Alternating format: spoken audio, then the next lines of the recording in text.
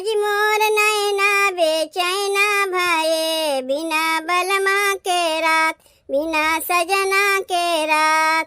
आज मोर नैना बेचैना भये, बिना बलमा के रात, बिना सजना के रात।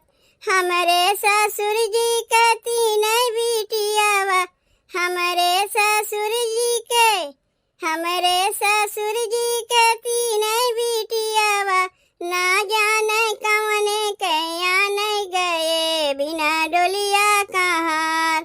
ना जाने कवने के आने गए, बिना डोलिया कहार। आज मोर नैना बेचैना भये, बिना बलमा के रात, बिना सजना के रात।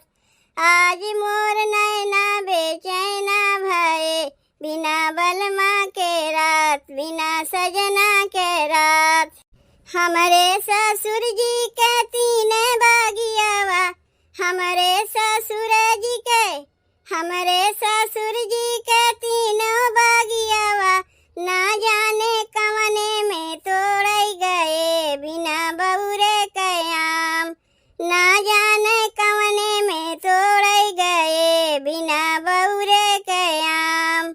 आज मोर नैना बेचैना भये, बिना बलमा के रात, बिना सजना के रात।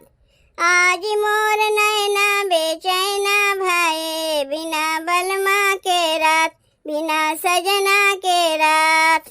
हमरे ससुर जी के तीनों कुंवनवा, हमरे ससुर जी के तीनों कुंवनवा, ना जाने कवने में भरने गए, बिना घड़ीला के आज, बिना घड़ीला के आज। ना जाने कवने में भरने गए, बिना घड़ीला के आज, बिना घड़ीला के आज। आज मोर नैना बेचैना भये, बिना बलमा के रात, बिना सजना के रात। आज मोर नैना बेचैना भये, बिना बलमा के रात, बिना सजना के रात।